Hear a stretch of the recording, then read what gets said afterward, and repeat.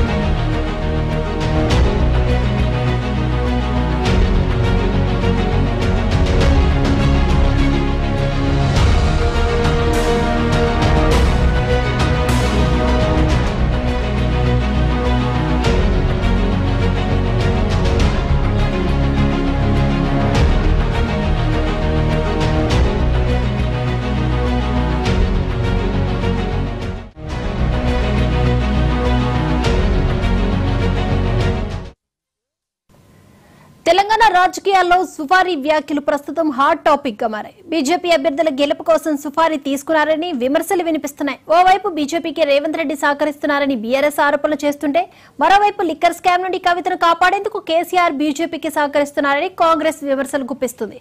5 సీట్లలో బీజేపీ గెలుపు కోసం బీఆర్ఎస్ సుఫారీ తీసుకుందని రేవంత్ విమర్శలు చేస్తున్నారు. అసలేంటి సుఫారీ రాజకీయం? ఎవరు ఎవరికి సహకరిస్తున్నారు? ఏం ఆశించి సహకరిస్తున్నారు?